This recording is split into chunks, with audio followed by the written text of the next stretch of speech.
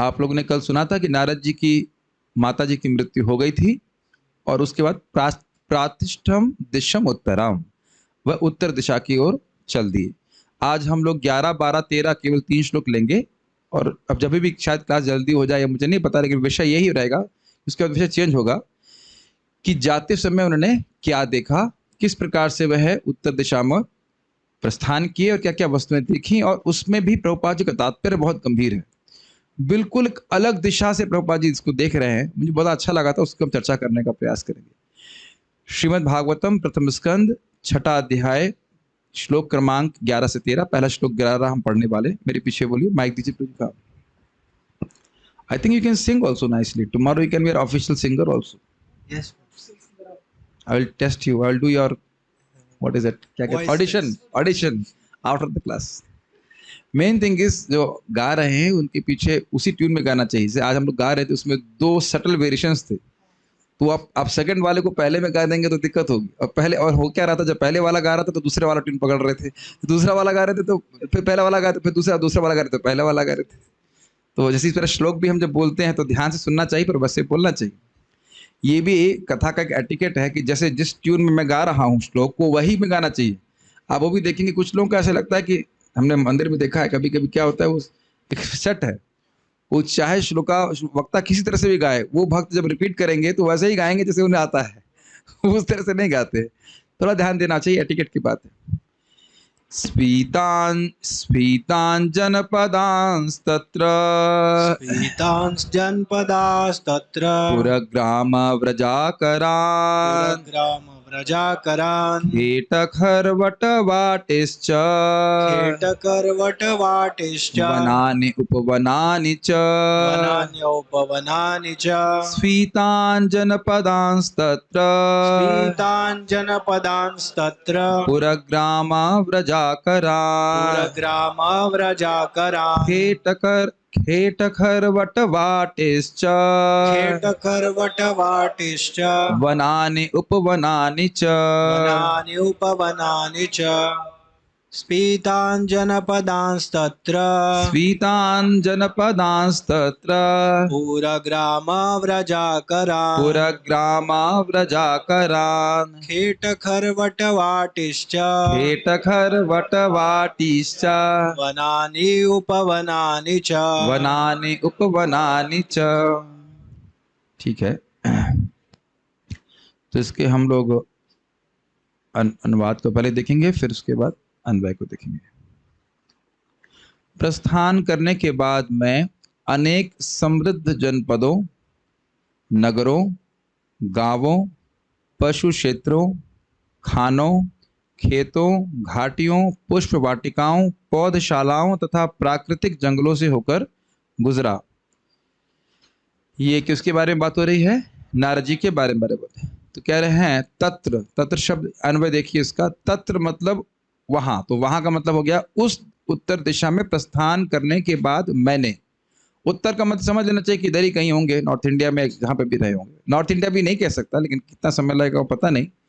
कहीं भी भारत के इस तरफ रहे होंगे, हिमालय की तरफ जा रहे हैं, तो तत्र मतलब उधर जाते समय, वहां जाते समय या उत्तर दिशा की ओर जाते समय क्या क्या मैंने चीजें देखी, वह विभिन्न शब्दों से यहाँ पे सूचित हो रहा है। स्फीतान जनपद, पुरग्राम इत्यादि इत्यादि, उसकी व्याख्या की जाएगी अभी। स्फीतान जनपदान का अर्थ होगा अत्यंत समृद्ध जनपद। जनपद का मतलब होता है शहर, पुरा मतलब नगर, जनपद मतलब थोड़ा छोटा कह सकते हैं, जनपद मतलब थोड़ा छोटा कस्बा कह लीजिए। हाँ, समृद्ध कस्बों को देखा। ये कब, कौन सी घटना का वर्णन हो रहा है, कौन से समय में? पिछले ब्रह्मा जी के सृष्टि में, कल्प में, दिन में। इस पे प्रभुपाद जी ध्यान देंगे। बड़ा, मैं अभी रहस्य नहीं खोलूंगा कि प्रभुपाद जी क्या कहेंगे, आप देखिएगा प्रभुपाद बड़ी सुंदर व्याख्या करेंगे। बड़ा ही ऑब्जर्वेशन सुंदर है प्रभुपाद जी का। अत्यंत समृद्ध जनपद को देखा। देखा, प्रवेश नहीं किया, ध्यान दीजिएगा, आसक्ति नहीं थी। ये बहुत सूक्ष्म रूप से आपको देखना होगा। देखा बस मतलब देखा, वहां रुके नहीं। ये विचार नहीं हुआ कि ये बड़े उपादेय बुद्धि नहीं हुई कि ये बहुत अच्छे हैं। समृद्ध जनपदों को देखा, लेकिन ये भाव नहीं हुआ कि मैं यहाँ पे रह के सुखी हो जाऊंगा। छोटी सी बात है, लेकिन कितना ऑब्जर्वेशन बात कर सकते हैं।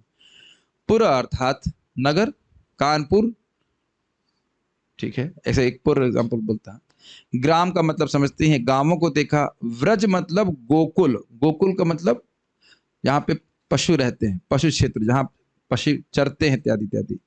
तो गोकुल, वैसे तो हम लोग गोकुल जानते हैं, यहाँ गोकुल मतलब वही नंद गोकुल है, लेकिन गोकुल मतलब कहीं पे भी जहाँ गायों का रहने का स्थान है। आकरान मतलब खान, जहां पे रत्न आदि प्राप्त होते हैं। माइंस समझते हैं, माइंस, हाँ माइंस को देखा।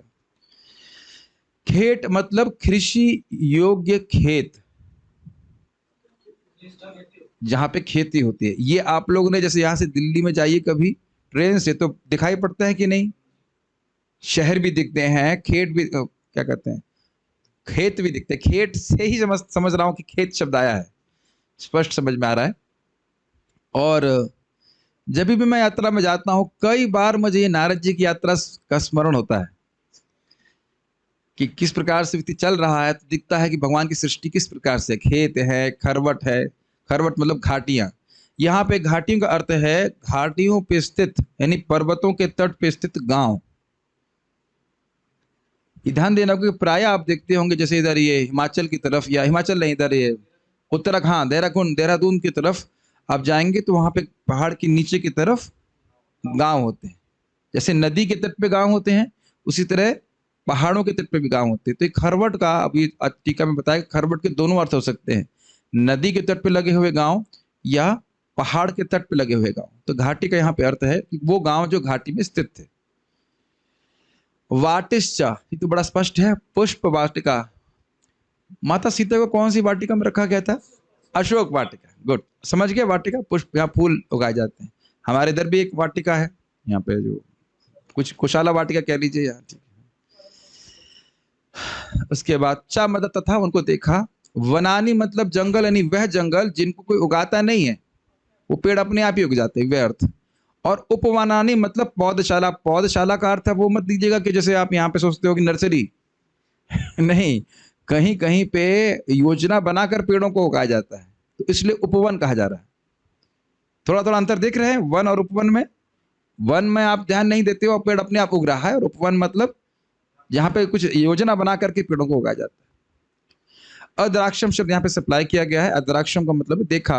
वो श्लोक एक्चुअली क्या है, श्लोक नंबर 11, 12, 13 एक साथ लिए जाना चाहिए। अलग अलग प्रपात ने तात्पर्य दिया, तो इसलिए हम इसको अलग अलग ले रहे हैं। वो अद्राक्षम शब्द आपके 13वें श्लोक में आ जाएगा, तो उसको हर जगह सप्लाई करना चाहिए, देखा, नहीं तो अन्वय पूरा नहीं होगा। क्या क्या मोहम्मद, समझ में नहीं आएगा क्या बात हुई। अद्राक्षम मतलब इनको देखा। तो जरा यात्रा में चलिए नारद जी के संग मानसिक रूप से। जैसे आप यहां से हिमालय जाएं तो जंगल तुरंत तो नहीं पड़ेगा ना, ये समझ रहे हैं। पहले क्या पड़ेगा, पहले आपको ये सब दिखाई पड़ेगा, खेत दिखाई पड़ेंगे, खरबट दिखाई पड़ेंगे, घाटियां दिखाई पड़ेंगी। या घाटी तो शायद, कोई माइक ऑन है शायद से, माइक ऑफ कीजिए, फीडबैक हो रहा है। तो खेत खरबट, आपका माइक तो ऑन नहीं है, ठीक है। I think may be sitting in front of the speaker ना। आपका माइक ऑफ है, हाँ ठीक है, हाँ थोड़ा स्लो कर दीजिए। तो आप ये देख सकते हो कि जैसे वो हिमालय जा रहे हैं, तो मानसिक रूप से आप भी इसमें प्रवेश कर जाएंगे। जनरली हम पढ़ के निकल जाते हैं, थोड़ा सा प्रवेश कीजिए कि अब आप यहाँ से मान लीजिए हिमालय जा रहे हैं, चलिए आप पैदल नहीं जा रहे हैं, ट्रेन से जा रहे हैं, तो भी यही दृश्य प्रस्तुत होगा कि नहीं। मुझे भी याद है जब हम लोग बहुत पहले नैनीताल गए थे, प्रीचिंग के लिए नहीं, भौतिक जीवन में गए थे तो देख रहे थे, आप लोग कभी गए हो रात्रि में, तो एक रास्ते में स्थान पड़ेगा, पूरे जुगनू जुगनू दिखाई पड़ते हैं उसमें। रात्रि के समय जुगनू जुगनू जुगनू, पूरा जंगल में जुगनू जुगनू जुगनू, कई किलोमीटर में जुगनू दिखाई पड़ता है। तो इस प्रकार से मतलब उन्हें देखा, वो देख रहे थे कि भगवान की सृष्टि कैसी है, लेकिन उसमें किसी भी वस्तु में आसक्त नहीं, केवल देख रहे थे बस। जरूरी नहीं कि जिस वस्तु को हम देख रहे हैं उसके प्रति आसक्त भी हो। ये समझ रहे हैं बात, ठीक है। आप नारद जी की मनस्थिति को समझ ही रहे हैं। भगवान की कृपा मान रहे हैं कि माता की मृत्यु हो गई है, और अब बड़े उत्साह से भगवत भजन के लिए वह आगे बढ़ रहा है कि मैं खूब क्या कह सकते हैं, निश्चिंतता से भगवान का भजन करूंगा, कोई रोक टोक नहीं रहेगी। ठीक है, क्या नाम है इसका, सुभद्रा, आप पापा को बोल रही थी जब प्रेयर्स करते हैं तो हाथ छोड़ना चाहिए। उनकी टीचर बन गई, क्लास में पेंटिंग बनाना चाहिए। अब आपको कौन शिक्षा देगा सुभद्रा? आज आपकी मम्मी नहीं है इसलिए आपको डांट सकते हो क्लास में सुनना चाहिए। आपको नहीं समझ में आ रहा नारद जी के बारे में बात, तो फिर कोई बात नहीं, ठीक है। यह 4 श्लोक, 4 श्लोक मतलब 10वें से लीजिए। प्रातिष्ठम दिशम उत्तराम, मैं उत्तर दिशा को गया। और 11वां जहां पे वो है समृद्ध देशों को देख रहे हैं।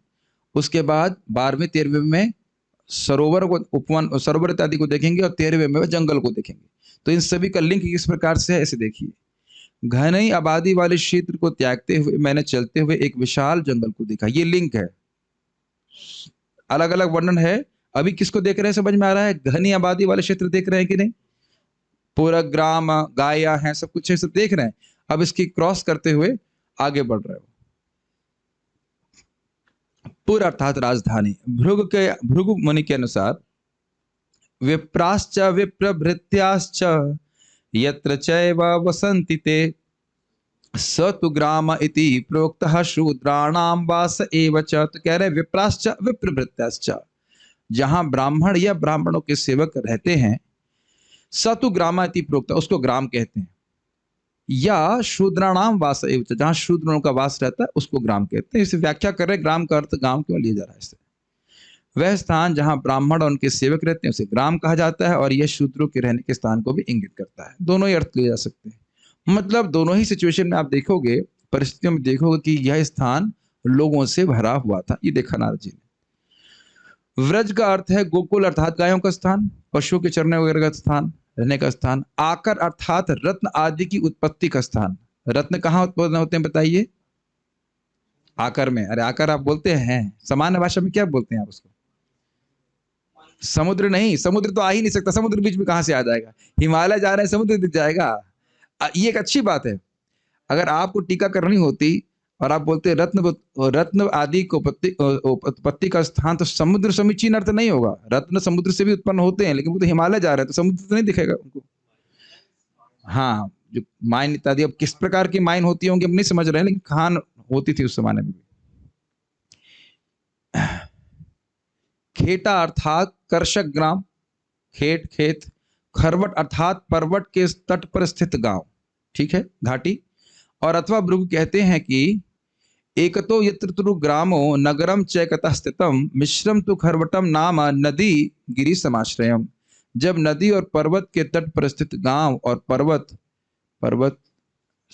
नहीं होना चाहिए, यहाँ पे होना चाहिए नगर होना चाहिए, मिस्टेक है। गांव और नगर मिश्रित हो जाते हैं तो वे खरवट कहलाते हैं। खरवट का मतलब है गांव की बाउंड्री जाकर के शहर से मिल गई और दोनों हुई नदी या पर्वत के तट पर रहते हैं। तो सब व्याख्या कर रहे हैं। वाटी अर्थात पान और पुष्प की वाटिका। वनानी अर्थात स्वतः सिद्ध वृक्ष समूह। ये सीधे संस्कृत रखी गई यहाँ पे। स्वतः सिद्ध समझ में आ रहा है, उन्हें कोई उगाया नहीं, अपने से ही वह उग गए। और उपवनानी अर्थात रोपित वृक्ष संघ, जिनको बोया गया है। जैसे कहें कि बोटेनिकल गार्डन क्या है? उपवन है, हाँ समझ में आ गया। और सुंदर वन तो स्पष्ट है वन हो गया, ठीक। बाल प्रबोधन। इस अब थोड़ा सा अच्छा एंगल ले रहे हैं। उस दिशा में समृद्ध जनपदों का अतिक्रमण करते हुए और महान जंगलों को देखते हुए मैं गया। अतिक्रमण समझ रहे? क्रॉस करते हुए गया। वे जनपद नाना प्रकार के गुण और दोष से युक्त थे। ये भी काफी इंटरेस्टिंग बात है। जब वो देख रहे हैं कि वहां भीड़ भाड़ है या लोग रह रहे हैं, तो कुछ अच्छे लोग होंगे, कुछ बुरे लोग होंगे, कुछ साफ सफाई के स्थान होंगे और कुछ गंदे स्थान भी होंगे। आंखें बंद करके नहीं चल रहे थे। और देख कौन रहा है? छोटा 5 साल का बच्चा। जरा विचार, थोड़ा मनन करेंगे तो श्लोकों से बड़ा संबंध बन जाता है। कितनी अद्भुत बात है। 5 साल के बच्चे को क्या बोध होता है, लेकिन ये समझ रहे हैं कि यहाँ ये है, यहाँ ये है, और किसी में भी राग और द्वेष नहीं है उनका। ये नहीं देख रहे कि स्थान बहुत अच्छा है तो हम रुक जाएं, ये स्थान खराब है तो ये ना, ऐसा कुछ भी नहीं। किसी भी प्रकार के राग और द्वेष से अनासक्त रह करके, क्योंकि उनके मन भगवान में आसक्त था, वह अपने लक्ष्य की तरफ बढ़ते जा रहे थे। हम भक्तों के लिए बहुत बड़ी शिक्षा है। भक्त भी कभी कभी हो सकता है ऐसा सोचने लग जाए, वो बंगला कितना बढ़िया है सामने वाले का, हम भी ऐसा प्रयास करते हैं, या किसी की स्त्री बहुत सुंदर है उसकी भी ऐसी होनी चाहिए, इत्यादि इत्यादि। या धन किसी के पास है तो भक्ति करने में अंतराय आ जाता है, वो दिक्कत हो जाती है, डाइवर्जन हो जाता है। इस प्रकार का डाइवर्जन उनमें नहीं था। परंतु मेरी उनके प्रति समदृष्टि थी तो इस प्रकार में गया, यह तात्पर्य है। समदृष्टि समझ रहे हैं? ठीक है, भगवान की सृष्टि है, कुछ है नहीं। तात्पर्य श्रील प्रभुपाद जी ने बहुत सुंदर लिखा है, लिखते ही सुंदर है, लेकिन एकदम अलग एंगल से देख रहे हैं इसको। देखिए, वर्तमान सृष्टि के पूर्व ही कृषि, खनन, फार्मिंग, उद्योग, उद्यान विज्ञान आदि के क्षेत्र में आज के ही समान मनुष्य की गतिविधियां थीं। और देखिए क्या अज्ञान है आज के समाज का। ये लाइन कैसी लगी आप लोगों को? इतना रिवोल्यूशनरी लाइन है, इज इट नॉट? व्यक्ति कितना अभिनिविष्ट है कि हम प्रगति करेंगे, हम प्रगति करेंगे, और वो ये नहीं समझ रहा है कि सारी प्रगति माया के अधीन ही है। पिछले सृष्टि में, इस सृष्टि की बात भी नहीं कर रहे, सतयुग की बात भी नहीं कर रहे, पिछली सृष्टि की बात कर रहे हैं। पिछले ब्रह्मा जी के दिन में भी यही स्थिति थी। तो क्या डेवलपमेंट हम कर रहे हैं, जरा बताइए। एकदम हमारी जो भी आकांक्षाएं, हमारे प्लान्स है, उसको जड़ से खींच देगा, जड़ से हिला देने वाला तात्पर्य है प्रभुपाद जी का। कुछ समझ रहे हैं? प्रवेश हो पा रहा है इस तात्पर्य में? ये तात्पर्य समझने के लिए थोड़ा ऊपर से देखना पड़ेगा आपको। जरा ब्रह्मलोक में जाकर के वहां से देखिए कि इस पृथ्वी पे बार बार, पृथ्वी पे गलत बोल गया मैं, पूरे ब्रह्मांड में सृष्टि बार बार होती रहती है। ये कोई विशेष नहीं कर रहे हैं हम लोग, यहाँ पे टेक्नोलॉजी का डेवलपमेंट करने में लगे हुए हैं, ये बड़ी बड़ी इमारतें बना रहे हैं, केवल ये बच्चों का खेल मात्र है। एक छोटी सी घटना इस संबंध में, लोमस ऋषि नाम के ऋषि को, किसी का नाम लोमस ऋषि भी रखता हूं मैं काफी अच्छा नाम है। तो उनकी स्थिति ये है कि जो मैं सुना हूं, ब्रह्मा जी की जब परम आयु समाप्त हो जाती है तो उनका एक बाल गिरता है शरीर का, और उनको वरदान ये प्राप्त है कि वो तब मरेंगे जब उनके शरीर के सारे बाल गिर जाएंगे। आप सोचिए कितनी लंबी आयु वाले होंगे। तो उनसे एक जगह भजन कर रहे थे, उनसे पूछा गया कि भाई आप कुटिया क्यों नहीं बनाते? कहते मेरी आयु ही कितनी है मेरी आयु ही कितनी है कि मैं अब घर बनाऊं। तो क्या एंगल से वो देख रहे होंगे जगत को, तो हम कल्पना भी नहीं कर सकते। सोचिए ना, हम लोग शाश्वत जीव हैं और कितना हम अज्ञान में पड़े हुए हैं छोटी छोटी वस्तुओं के लिए, और थोड़े थोड़े समय के लिए। जैसे मान लो किसी को कहा जाए तुम ब्रह्मचारी रह जाओ, तो क्या क्या 5 करोड़ साल के लिए ब्रह्मचारी रहना है? 50 साल, मान लो 50 साल जिए भी तो 60 साल के बाद तो वैसे ही सारी इच्छाएं समाप्त हो जाती, किसी के लायक नहीं रहते। मुझे एक ब्रह्मचारी बोले थे बहुत पहले, 2003 में, तो कितना सकते 20-30 साल रहना, 20-30 साल के बाद तो अपने यहाँ भी 50-60 साल में क्या फिर इच्छा रह जाएंगी, भजन ही करो ना, और कुछ है नहीं, किसी लायक रहेंगे भी नहीं।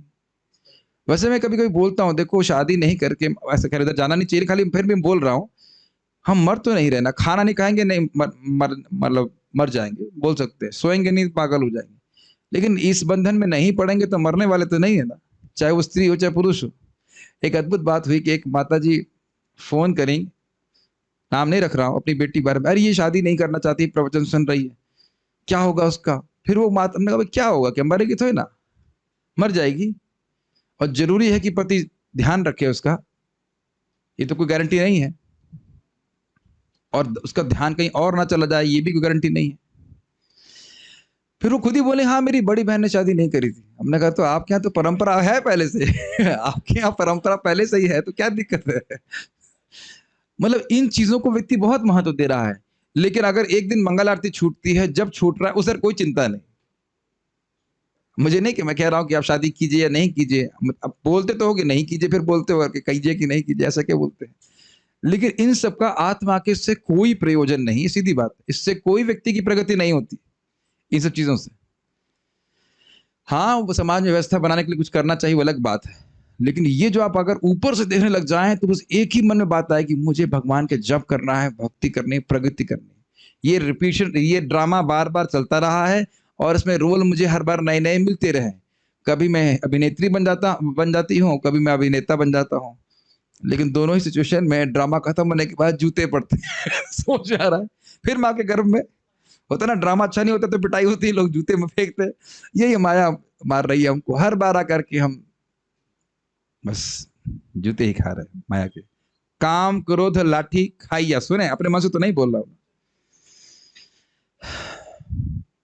तो ये स्थिति है।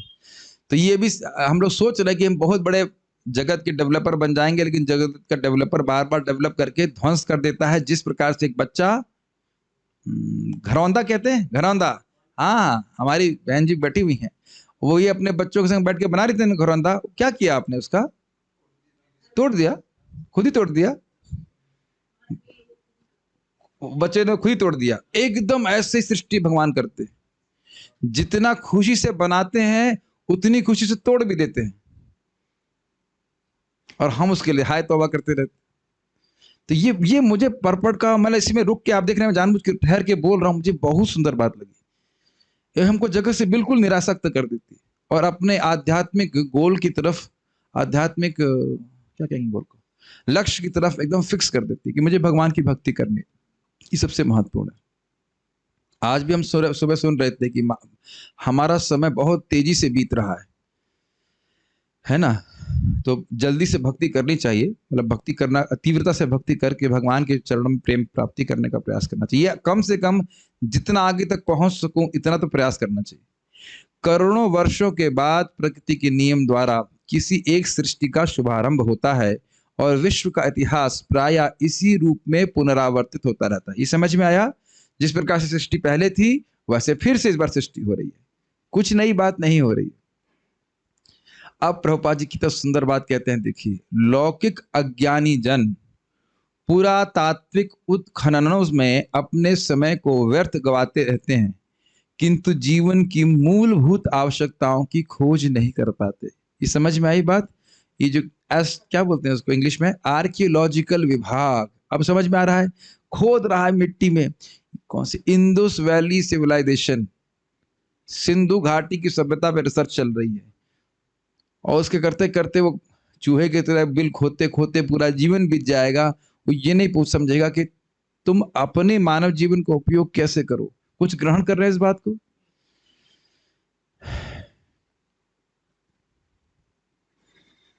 एक भक्त क्या बोले, मतलब क्या क्या नए नए नौकरियां, क्या क्या नई नई चीजें, नए नए आइडिया लोग लगा रहे हैं, लेकिन ये नहीं समझ पा रहे हैं कि हमें केवल शरीर को थोड़ा रख सके ध्यान से, शरीर रह जाए इतना कमाना है, और बाकी सारा समय भगवान की सेवा में लगा करके भगवान के पास जाना है। उतने ही, अगर वास्तविक रूप से देखा जाए, उतना ही अमहत्वपूर्ण हमारा भौतिक जीवन है जितना कि रात्र में 6-7 घंटे देखे जाने वाला स्वप्न। और अगर कोई स्वप्न में आकर कहे कि भाई आप स्वप्न देख रहे हो, कहां परेशान हो, अरे भाई बिजनेस हमारा पूरा डूब गया है, समझ नहीं रहे हो, बड़ी दिक्कत है, तो मानेगा कोई कि आप स्वप्न देख रहे हैं? और जैसे व्यक्ति स्वप्न देख रहा होता है तो वास्तविकता से पूरी तरह अनभिज्ञ रहता है कि नहीं। यही सब बातें सोचने की हमें जागृत करने वाली बात है। समझ रहे हैं बात? ये सारी चीजें एक डिस्ट्रैक्शन है जिसमें व्यक्ति समझ नहीं पा रहा है उसकी मूलभूत आवश्यकता क्या है। खाना नहीं खाए और कहे मैं माला पहन लूंगा, किसी की भी कोई भी माला पहन ले, माला पहन लूंगा या और कोई कार्य कर लूंगा और सुखी हो जाऊंगा, ये अज्ञान है कि नहीं? आप लोग थोड़ा आगे आ जाइए। हाँ, 1-2 भक्तों को मैं खा गया हूं, लेकिन बाकी को नहीं खाऊंगा, प्रॉमिस करता हूँ। इधर आ जाओ, आ जाओ, आगे आ जाओ, घबराओ मत शिवम, कोई प्रश्न नहीं करेंगे आपसे, इधर आगे आगे बढ़ जाइए, घबराइए मत। कुछ लोग सोचते हैं आगे वालों को प्रभु जी पकड़ेंगे, बताएंगे, ब्रह्मचारियों को परेशान नहीं करते, सारे कटाक्ष गृहस्थों के ऊपर होते हैं, घबराइए मत। ठीक है, तो आप समझ रहे हैं, जैसे मैं फिर से बार बार इस बात को रिपीट कर रहा हूं, जैसे कोई व्यक्ति अपने परिवार को लेकर बैठता है, सोचता सबको प्रगति हो, सबकी प्रगति, चिंता करते हैं दिन रात। ऐसे चिंता हो जानी चाहिए कि हम कैसे, पत्नी भी भगवान की भक्ति कैसे करें, बच्चे भी भगवान की भक्ति करें, आश्रम के सभी लोग भगवान की भक्ति करें। ये भावना होनी चाहिए भक्तों को। ये सबसे महत्वपूर्ण चीज है। बाकी किसी भी चीज से व्यक्ति कभी सुखी नहीं हो सकता। मैंने सुनने में आया, हमारे रिश्तेदार हैं, करोड़पति हैं, लेकिन पत्नी रहती बंबई में, वो रहते हैं गाँव में। क्या मतलब प्रयोजन है बताइए? मगर एक अच्छी बात है कि एक बार प्रभु जी पकड़ में आ गए तो फिर हम उनको वृंदावन गांव में ले आएंगे, छोड़ेंगे नहीं उनको, ये अच्छी बात है। खैर, तो ये मैं खाली बोल रहा हूं कि मूलभूत आवश्यकता हमारी क्या है? प्रेम प्राप्त करना और प्रेम देना, और ये भगवान के सेंटर में रख के किया जाता है, तब व्यक्ति खुश हो सकता है। वो सब नहीं छोड़ करके गड्ढे खोद रहे हैं, ऐसे कहा जाए। श्री नारद मुनि ने आध्यात्मिक जीवन की प्रेरणा पाने के बाद, भले ही अभी वे केवल एक बालक थे, आर्थिक, पढ़ना चाहूं पढ़ दूं? श्योर। आर्थिक विकास में अपना एक क्षण भी नहीं गवाया। 8 घंटे बिताने की तो बात छोड़ दीजिए। अब हमारे सामने कुछ भक्त बोलते हैं खाली बैठने से अच्छा है कि नौकरी करें। खाली बैठने का समय है? मैं रेस लगा रहा हूं रोज। आज एक भक्त मुझे 1 बजे बोले, प्रभु जी आपने वो पीडीएफ भेजी नहीं। मैं कुछ बोला नहीं, मैं बना रहा था पीडीएफ, क्योंकि अभी अगला वाला श्लोक देखेंगे उसमें बहुत सारे शब्द थे, उनको सेट करने में, अन्वय सेट करने में बड़ी एनर्जी लग रही थी। अपने कहा मैं पहले मन में छोड़ दें अन्वय क्या करें, नहीं अभी कर रहा हूं तो अन्वय कर देता हूं। समय है हमारे पास, समय समय कहाँ है बताइए? तो शरीर भी अपनी डिमांड है, कुछ 6-7 घंटे सुलाना है, खिलाना है, नहलाना, वो करके कितना कुछ हमें भगवान के बारे में जानना है। आप लोगों को पता नहीं लगता है कि नहीं लगता? मुझे तो लगता है कि बहुत नहीं जानता हूं मैं। समुद्र के समान है आध्यात्मिक विषय, कुछ भी नहीं जान रहे। बोलना हमारा कर्तव्य है, हाँ प्रभु, सुनना हमारा कर्तव्य है पालन करना कर्तव्य नहीं इसीलिए ये नहीं बोला जा रहा है कि धन नहीं कमाइए, लेकिन केवल धन कमाने में अपना जीवन व्यर्थ नहीं करना। सबसे बुद्धिमान तो नारद जी ही रहे, और अजामिल भी बहुत बुद्धिमान था। ये नहीं कहा ठीक है अब घर चल के मैं युक्त वैराग्य का मोटा करके और घर परिवार में रह के भजन करूंगा। निकल गया हरिद्वार भजन करने के लिए।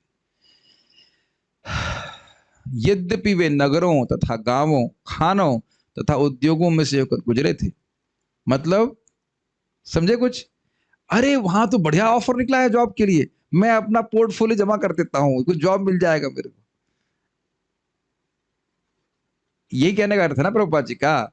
नगर से जा रहे हैं, गांव से जा रहे हैं, कहीं कुछ खेती कुछ तो करते, कुछ नहीं, भगवान की प्राप्ति के लिए आगे बढ़ गए। Does it make sense? So your decision was correct, my dear Prabhu. Do you agree? I pray that you may agree all life. अगर श्रवण कीर्तन करते रहते हैं तो हमारा ये एक संकल्प दृढ़ रहता है कि भगवान का भजन करके हम समय व्यर्थ नहीं कर रहे हैं, और ये वास्तविकता है। ठीक है, ये समझ में आ गया। अनासक्त रहे, वहां कोई नौकरी नहीं ढूंढा, भगवान के पास भगवान की भक्ति करने के लिए आगे बढ़ गए। श्रीमद् भागवतम इतिहास की पुनरावृत्ति है जो करोड़ों वर्ष पूर्व घटित हुआ था, जो पिछले ब्रह्मा जी कल्प में हुआ। अब भागवत उसको बता रही, देखो जो अभी देख रहे हो पहले भी करोड़ों साल पहले भी हो चुका है, और हर मनवंतर में ऐसा होता है। जैसा कि यहां कहा गया है, इतिहास की कुछ महत्वपूर्ण घटनाओं को ही चुनकर इस दिव्य साहित्य में अंकित किया गया है। आज भी मैं प्रभुपाद जी का एक मैंने भेजा है शास्त्रिक इंस्पिरेशन में 7.5.24 श्रवणम कीर्तन विष्णु में कहते हैं प्रभुपाद जी की श्रीमद् भागवत श्रवण करने के विषय में, श्रीमद् भागवतम का जो श्रवण का विषय है वो सिरमौर है, शिरोमणि है। भगवान के नाम है, भगवान के गुण उसमें रखे गए, सबसे अच्छी श्रवण करने की वस्तु है। वैसे जो भी हो, मुझे प्रसन्नता होती है कि आप लोग इस प्रकार से नियमित रूप से जूम पे भी भक्त लोग आते हैं श्रवण करने के लिए। और आप देख रहे होंगे कि हम तुरंत भले स्वीकार ना कर सकें, लेकिन मन में एक विचार जरूर कौंधता है कि मुझे भगवान का भजन करना चाहिए। और स्पेशली अगर खाने पीने की व्यवस्था हो गई है, रहने खाने की व्यवस्था हो गई है, तो फिर जरूर केवल भगवान का ही भजन करना चाहिए। और अगर वह भी ना हो, कम से कम सुबह और शाम तो जरूर करना चाहिए। कोशिश करेगा तो कर सकता है। आप ही देख लीजिए, ये बोल रहे हैं, ये नहीं आते थे पहले क्लास में। हमारे नटवर प्रभु बोल रहे थे, ऐसा नहीं था कि इच्छा नहीं थी, जस्ट पता नहीं क्या था मन में, आलस था, कुछ भी था। और अब देखिए आप आ रहे तो अच्छा भी लग रहा है। भगवान की कहा था तो अच्छी लगती ही है, इसमें तो कोई डाउट नहीं है। बस उसको लोग प्राथमिकता नहीं देते। हो तो बाकी कुछ भी नहीं है, हो ये रहा है कि जब हम किसी चीज के महत्व को समझ लेते हैं तो उसको प्राथमिकता देते हैं, और कोई बात नहीं। Does it make sense? और प्राथमिकता होती है तब हम जब श्रवण करते हैं। श्रवण करते हैं तो प्राथमिकता हमारी सेट हो जाती है, फिर हम करने लग जाते हैं।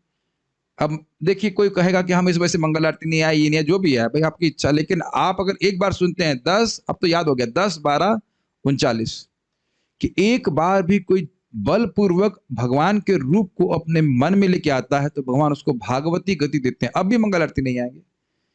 और अब चलो ठीक है, मंदिर नहीं आ सकते, कभी कोई परेशानी है तो जूम पे तो देख सकते हैं। जूम पे तो नहीं मना है ना कि शास्त्र में जूम, आप भाई हम नहाए नहीं हैं या पवित्र अवस्था में है तो जूम पे नहीं देख सकते। शास्त्र में तो लिखा है नहीं, कि शास्त्र में तब जूम था ही नहीं। तो मना नहीं कर रहे हैं ना कि भगवान तो नहीं कह रहे हैं कि हम तुम जूम पे देखोगे तो हम तुम करो।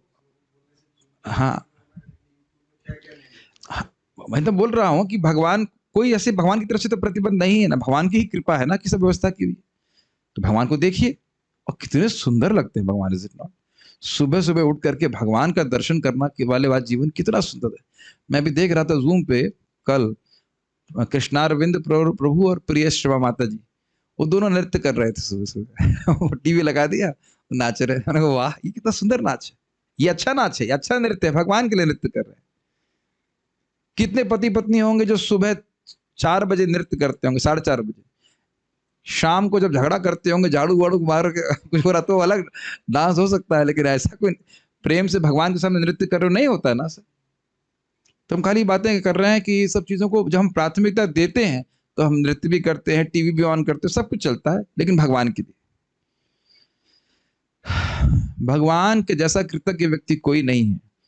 जितनी भी आप सेवा करते हो आपका शाश्वत क्रेडिट जाता है और भगवान एक एक सेवा के बदले में अनंत रूप से प्रतिदान करते हैं। अब हम लोग अगला श्लोक देख रहे हैं 12 और 13, एक साथ बोलेंगे इसको, एक साथ मतलब एक के बाद एक बोलेंगे। और इसमें अन्य वस्तुएं क्या देखिए, अब वो और आगे चले गए, इधर अब छूट गया। अब जान रहे हो कि जितने भी सिटी वगैरह है वो तो इधर छूट जाएंगे, अब और आगे बढ़ेंगे तो सिटी विटी नहीं दिखाई पड़ेगा। तो क्या देखा हमने, जरा देखिए, अब जंगल की तरफ पहुंच रहे हैं, मेरे पीछे बोलिए। चित्र धातु विचित्राद्रीन, धातु विचित्राद्रीन। आपका म्यूट क्यों हो गया आपका? हाँ, चित्र धातु विचित्राद्रीन, चित्र धातु विचित्राद्रीन। इभ भग्न भुजद्रुमान्, इभ भग्न भुजद्रुमान्। जलाशयान् शिव जलान्, जलाशयान् शिव जलान्। नलिनीः सुरसेविताः, नलिनीः सुरसेवितः। चित्रस्वनः पत्ररथैर्, चित्रस्वनैः पत्ररथैर्। विभ्रमद्भ्रमरश्रियः, विभ्रमद्भ्रमरश्रियः। इसका अर्थ देखिए, चित्र समझ रहे हैं, विचित्र, चित्र विचित्र प्रकार की धातुओं, धातु का अर्थ समझ रहे हैं, सोना चांदी इत्यादि से युक्त विचित्र आद्रीन, शैलाद्री सुना है शब्द?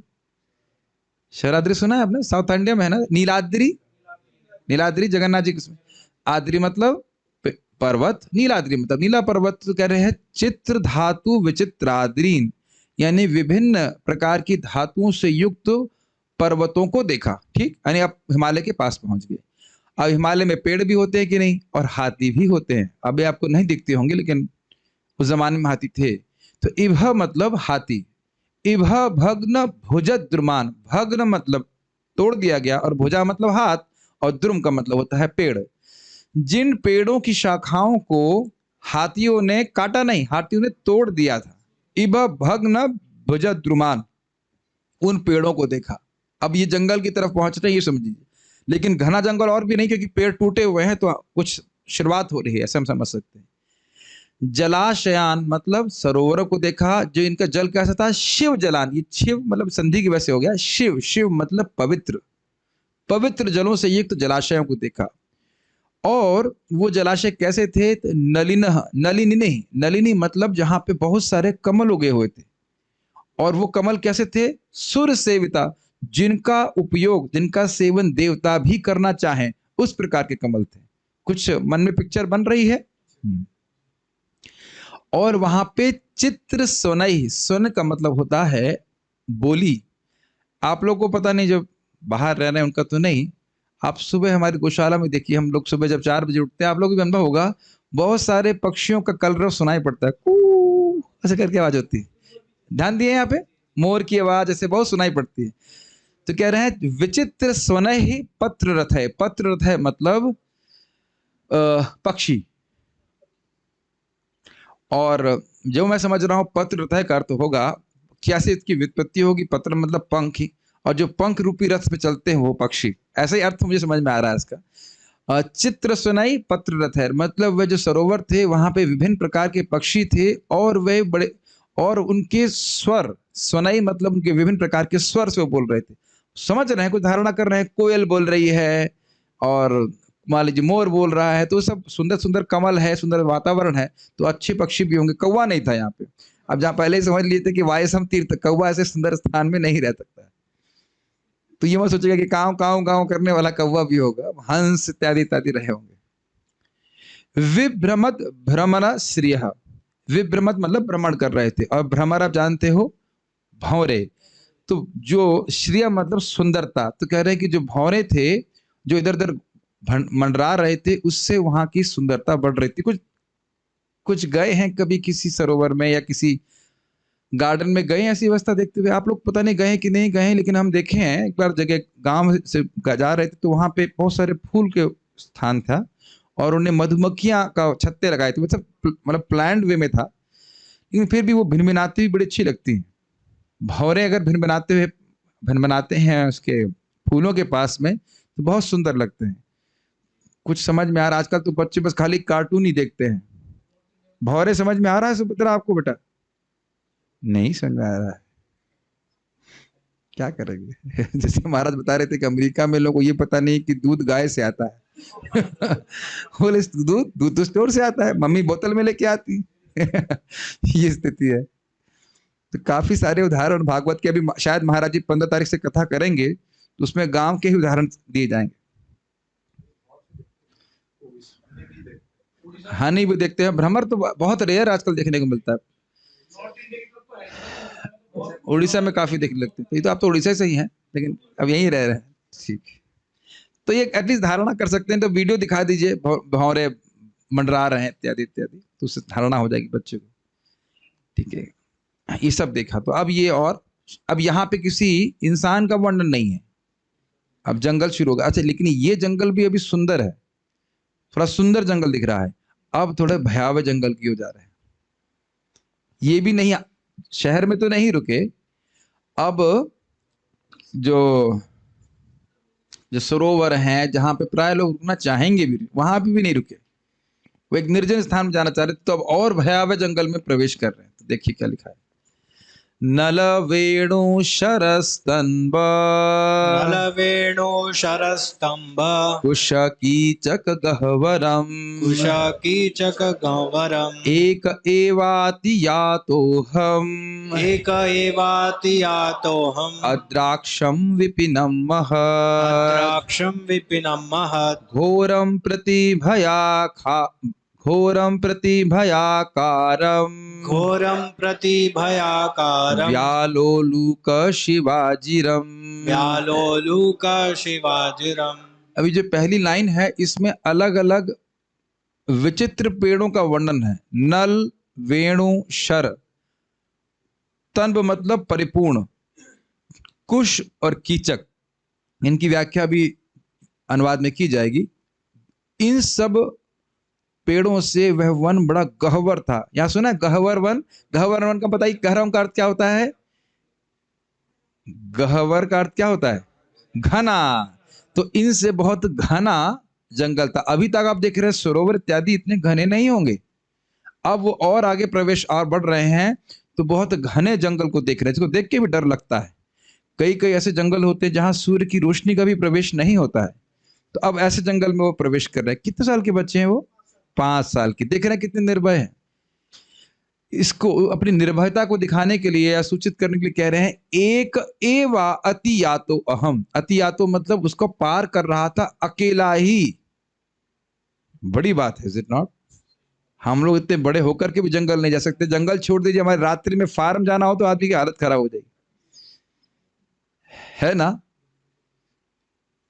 ये डर था, डर ऐसे बता नहीं, मैंने सुना से महाराज जी की जो पुस्तक है हमारे गुरु महाराज की, जर्नी होम, तो वह जंगल में रह चुके हैं एक बार, और महाराज बता रहे थे कि अमेरिका के न्यूयॉर्क में रहना ज्यादा खतरनाक है और जंगल में रहना खतरनाक नहीं होता। मतलब पता नहीं, कह रहे वहां के जंगली जानवर इतना परेशान नहीं करते हैं, व्यर्थ में आपके ऊपर अटैक नहीं करेंगे, कम से कम पॉकेट तो नहीं चोरी करेंगे। और महाराज इस बात को बोल रहे थे, बड़ा इंटरेस्टिंग है। परम पूज्य राधा गोविंद महाराज कह रहे जितने ताले हैं वो इंसानों के लिए लगाए जाते हैं। है कि नहीं? है ना, सोचने वाली बात है। जानवरों के लिए तो कुंडा लगा देंगे तो ही बहुत हो जाएगा, लेकिन सारे ताले जो है इंसानों के लिए लगाए जा रहे हैं। जितना कष्ट इंसान देता है वो जानवर कभी नहीं देता।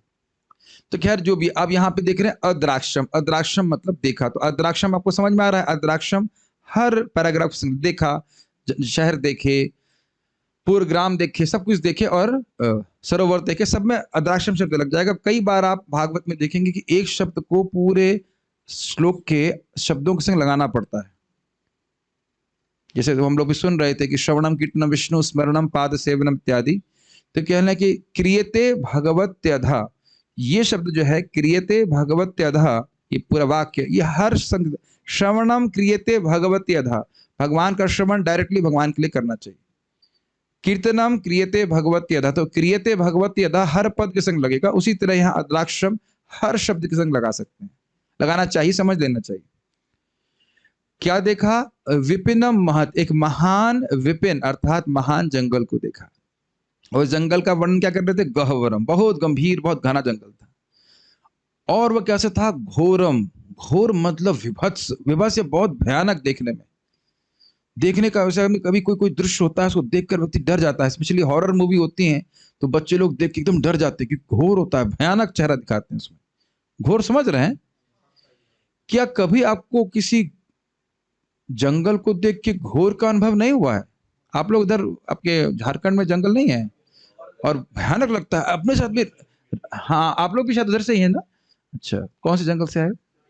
झारखंड से। ओह अच्छा अच्छा अच्छा, मैं समझ गया, महाप्रभु आपको शेर रहे होंगे जिसको महाप्रभु ने हरे कृष्णा करवाया है। अच्छा अच्छा, समझ गया समझ गया, ठीक ठीक, मैं सियार था वहां पे। ठीक है। और प्रभु जी मोर थे। ठीक है, ओके। तो हम कई बात कर रहे थे, वैसे अगर हम लोग वहां पे होते तो पहुंच गए होते भगवान के पास तक, वहां तक उतनी भी गति नहीं थी कि भगवान महाप्रभु के सामने शेर भी बन जाते,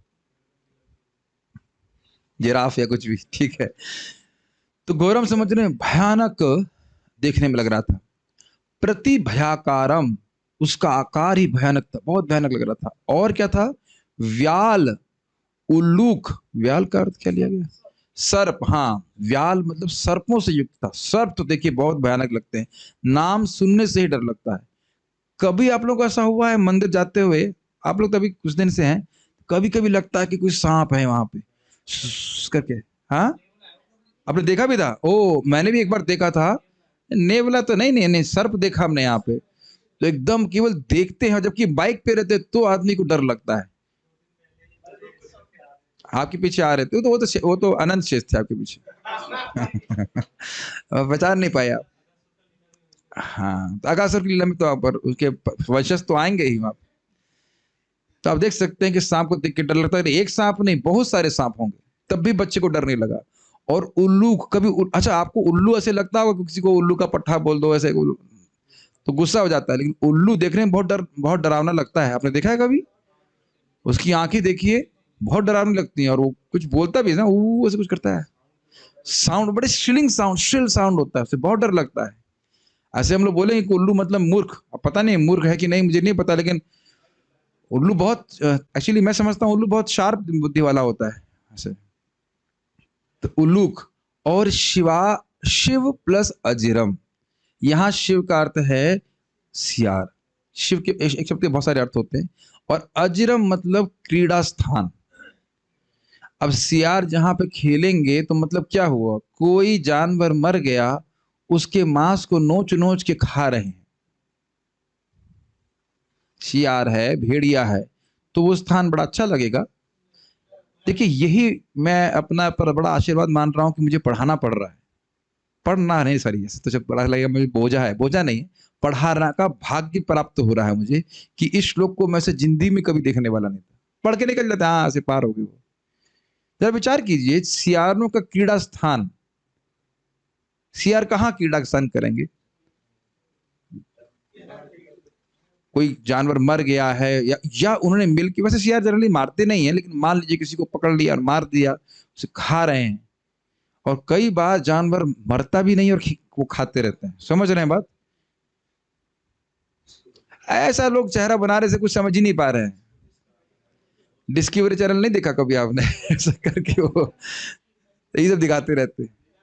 कितना भयानक लगेगा, है कि नहीं? किसी बच्चे, कोई बच्चा देखेगा तो कितना भयानक लगेगा कि जानवर मारा भी नहीं, उसका मांस नोच नोच के खा रहे हैं। हाँ, और वह डरेगा नहीं कि अरे मैं अंदर जाऊंगा कहीं ऐसा मेरे संग ना हो जाए। अरे जंगल की बात छोड़िए, मेरी पोस्टिंग सिंगरौली में थी, और जहां मेरा वो हवेली, या हवेली तो नहीं कह सकते, मतलब सॉरी हवेली नहीं, फ्लैट, वो हमको एक्सप्लेन नहीं कर सकते। हम फ्लैट बोलेंगे सोचेंगे आप शहर में फ्लैट नहीं होते थे, पहाड़ के ऊपर फ्लैट था और जस्ट पीछे जंगल। अब उसे धारणा नहीं कर सकते, ये से मान लीजिए रूम में रह रहा हूँ और किसी उसकी जो पीछे जहाँ पे मैं मतलब बालकनी थी ग्राउंड फ्लोर पे, तो खुद मैं सीआर देखा, वहां पे सीआर आके वो उधर कर रहा था, एकदम तुरंत दरवाजा बंद कर लिया। तो आप देख सकते हैं कि इस प्रकार से सियार और भेड़िया भी हमने सुना था आते, तो हम सुबह रात्रि में बाहर नहीं निकलते थे क्योंकि उधर कोई बाउंड्री फाउंड्री कुछ नहीं थी। तो कहीं कहीं तो ऐसा लगा हमारा ही ब्रेकफास्ट बन जाए। कहीं ये तो अच्छा है, इसकी बॉडी प्रसादम से बनी हुई है। तो अच्छा रहेगा, ऑफरिंग भी नहीं करनी पड़ेगी। भगवान को कहा जाते इसका। हाँ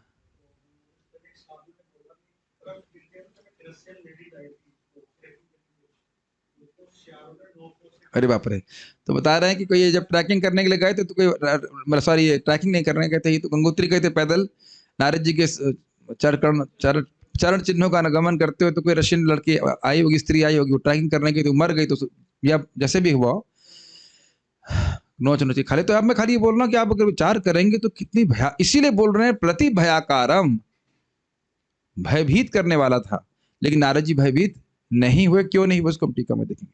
तो मैं समझता हूँ इसका अन्वय करने की जरूरत है, मैं एक बार पढ़ा देता हूँ, समझ में आ गया। फिर भी एक बार, चित्त धातु मतलब मूल्यवान खनिज तथा यथा सोना चांदी तथा तांबा के आकारों से युक्त भरे हुए थे, विचित्राधीन विविधतापूर्ण पहाड़ियां देखा। इबा भग्न समझ में आया, विशाल काय हाथियों द्वारा तोड़ी गई भुज, और दुमान मतलब वृक्ष, शाखाओं वाले वृक्षों को देखा। शिव जलान मतलब स्वास्थ्य वर्धक जल से युक्त जलाशय को देखा। ये समझ में नहीं आएगा, अरे पानी तो पानी है, आरओ पानी है, शिव जल का क्या मतलब है? गंगा जी शिव जल है कि नहीं? पवित्र जल है कि नहीं? केवल गंगा जी के जल का सेवन करने मात्र से प्रभुपाद जी कहते हैं व्यक्ति बीमार नहीं पड़ते। कुछ लोग ऐसे जिंदगी में कभी बीमार नहीं पड़े गंगा जी का जल सेवन करने से, पाप नष्ट हो जाते हैं। और महाराज के बता रहे थे कि उड़ीसा में कोई स्थान है, शायद मैं समझ रहा हूँ भुवनेश्वर के पास में, कि वहां पे आप स्नान करेंगे तो आपके सारे बीमारियां चली जाती हैं, है ना, बिंदु सरोवर। और इधर महाराष्ट्र में भी एक वायु, क्या है वो स्थान, गुरुवायु के पास भी कोई सरोवर है, वहां स्नान करेंगे तो आपकी बीमारी चली जाएंगी। तो ऐसे जलाशय होते हैं जिनके जल में आपने स्नान किया है, अब जो भी रहा हो आपकी बीमारी थोड़ा अधिक रही होगी शायद। देखो होता क्या है समझना चाहिए, बार बार स्नान करना होता है इसमें, विश्वास संग, और बार बार करना पड़ से फिर प्रभाव आप दिखाई पड़ता है। और प्लस आपकी जो बीमारी वो भगवान के द्वारा दे रहे हैं, कृष्ण बलराम जी दे रहे हैं ताकि भक्ति बढ़े। बस इतने बीमार तो नहीं लग रहे आप मुझे, ठीक है। हाँ, इतने बीमार लग रहे हैं, चमक रहा है चेहरा तो। हाँ, खाने में तो कमी नहीं लग रही, ठीक है। तो प्रभात मजाक बनाते हैं कि भक्त, ये तो मैं इन पे नहीं बोल रहा, ये तो मंगल आरती आते हैं, कोई मंगल आरती नहीं आया बोला अब खाने के समय भूख लग रही है, रात्रि समय नींद आ रही है, बीमार कहाँ हो तू? बीमार हो तो नींद नहीं आना चाहिए, भूख नहीं लगना चाहिए, कुछ मस्त तो शरीर में लगा ही रहेगा। तो खैर हम बात कर रहे थे कि शिव जलान होता है, होते हैं। चित्र सुनय समझ में आ गया था, हृदय ग्राही स्वर से युक्त, सुनय मतलब स्वर, स्वर से युक्त, पत्र रथय पक्षियों द्वारा एवं विभ्रमत मदांध, मदांध क्यों? क्योंकि पुष्प से उत्पन्न होने वाले मधु को वो चूस रहे थे। कौन? भ्रमर, भ्रमर श्रिया, भौरों से अलंकृत, श्रिय मतलब सुंदर दिखने वाले सरोवर थे। सुर सेविता अर्थात स्वर्ग के निवासियों द्वारा जिसकी कामना की जाए, ऐसे नलिनी अर्थात कमल के फूलों से युक्त जलाशयों को देखा। सुर सेवक समझ में आ रहा होगा, देवता भी उसको मानते, अच्छा मानते। एक एवा अति यात, हम अकेले ही मैंने इनको पार करते हुए मैंने नल मतलब नरकट। अभी नरकट क्या होता है पेड़ हम देखे नहीं। वेणु का अर्थ समझ में आता है बांस, आप देखे हैं तो फोटो भेज देना मेरे को, कब दिखाऊंगा मैं। शरहा मतलब सरपत, ये हम देखे हैं, सरपतवार कहते हैं, खरपतवार कहते हैं कुछ। जनरली आप हमारे जहाँ फार्म के पास में जाएंगे तो वो उगी रहती हैं, बड़ी तीखी होती हैं, उससे आपका, हाँ, कांटे नहीं होते हैं, पतली पत्ती जैसी होती है, लेकिन उसको उंगली कट जाती है अगर आप ध्यान नहीं देंगे तो। सरकंडे बोलते हैं, हाँ। कुश तो समझते ही हैं, नुकीली घास। कीचक मतलब अपतृण, अब इसका भी मैं अर्थ नहीं समझता कि क्या होता है। एक कीचक को जानता हूं जिसको भगवान सॉरी भीम ने मारा था, बाकी लेकिन कीचक का अर्थ क्या है, कोई तृण होता है। तन्ब मतलब परिपूर्ण, इन सारे पेड़ों से वह, वृक्षों से वह युक्त था।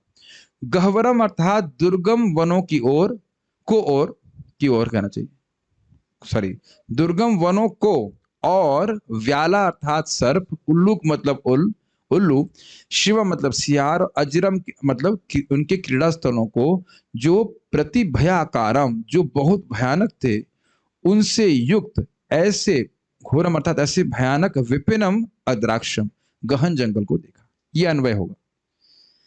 अनुवाद, मैं सोने चांदी तथा तांबे जैसे विविध खनिजों के आगारों से परिपूर्ण पर्वतों तथा सुंदर कमलों से पूर्ण जलाशयों से युक्त भूभागों को पार करता रहा, जो स्वर्ग के वासियों के उपयुक्त थे और मदांध भौरों तथा चहचहाते पक्षियों से सुशोभित थे। सारार्थ दर्शनी 12वें श्लोक के ऊपर। वहां चांदी और सोने से युक्त पर्वत, पहाड़ थे और पेड़ थे जिनकी शाखाएं हाथियों द्वारा तोड़ दी गई थी। देखिए बहुत सारी चीजें रिपीटेशन हो सकती है, लेकिन हमने अपने पवित्रीकरण के लिए पढ़ना है इसको, कि टीका छोड़ना नहीं है, और याद भी रहता है कि क्या बात है। किसने, एक क्विज छोटी सी हम ले लेते हैं, पेड़ की शाखाओं को किसने तोड़ा था? हाथी ने। ठीक है, इतना तो याद रहा। शुभ जल से युक्त नलिनी अर्थात सरोवर थे जिनमें कमल लगे हुए थे। कमल के स्थान वाले सरोवर थे, ये समझना होगा। वे किस प्रकार के सरोवर थे? वे सरोवर पक्षियों के कलरव से विभ्रमण करने वाले भौरों से सुशोभित थे। तो इसलिए अन्वय यह है कि इन सभी जनपदों और सरोवरों को पार करके मैंने एक घना जंगल देखा। ये कहने का मतलब है कि सब पार करके इधर आसक्त नहीं हुआ। चित्र अर्थात नानाविध धातुओं यथा स्वर्ण, रजत और लाल मिट्टी। अब एक और जोड़ दिया, धातु का मतलब मिट्टी भी थी इसमें, आदि से युक्त विचित्र आर्द्री अर्थात पर्वतों को देखा। इभ अर्थात हाथियों के द्वारा भग्न अर्थात छिन्न, जिनकी भुजा अर्थात शाखाएं थी, उन द्रुमान अर्थात पेड़ों को देखा। शिव अर्थात उनका जिनका निर्मल जल था, उन जलाशयों को देखा। तथा सुर सेवता अर्थात जहां देवता आकर क्रीड़ा करते हैं। थोड़ा अर्थ ले लिया अलग, देखिए आपको लगेगा सेम है, लेकिन थोड़ा अर्थ और उन्हें अलग लिया। सुर सेवता मतलब जहां देवता आकर के खेलते हैं, बड़ा अच्छा लगता है। क्योंकि देवता क्यों आकर खेलेंगे? खेलते हैं। जैसे आप देखिए नल कुंवर और मणिग्रीव मंदाकिनी के तट पे आकर के विहार कर रहे थे, तो आप ऐसा नहीं कह सकते कि देवता आकर विहार नहीं करते, करते हैं। उन नलिनी अर्थात कमल के स्थानों को देखा। कमल का स्थान समझ लेना चाहिए, कमल पानी में ही उगता है। नलिनी का अर्थ कमल नहीं है, कमल का स्थान उस सरोवर जहां कमल उग रहा है। और ये भी समझ लेना होगा कि जहां तक मैं समझ रहा हूं कमल बहते हुए पानी में नहीं उगता है। गलत तो नहीं कह रहे ना? हाँ, तालाब में स्थिर में होता है। थोड़ा स्मृति मिला रहे हैं, कोई कमल से युक्त कोई तालाब हो, कितना सुंदर लगता है। विशेष करके हमारे एमबीटी में तो आर्टिफिशियली बनाते हैं, फिर भी बड़ा सुंदर लगता है। हाँ, बंगाल में ज्यादा है, और आप नेट पे सर्च कर सकते हैं, नहीं समझ में आ रहा हो कि किस प्रकार से, दिखा सकते हैं कोई इधर, दिखा देंगे तो समझ में आ जाएगा। हाँ, एमबीटी में तो देख सकते हैं, वो आर्टिफिशियल है। प्रभात में एक कमल है। ठीक है, उसी को स्पष्ट कर रहे हैं। चित्रा अर्थात नानाविध।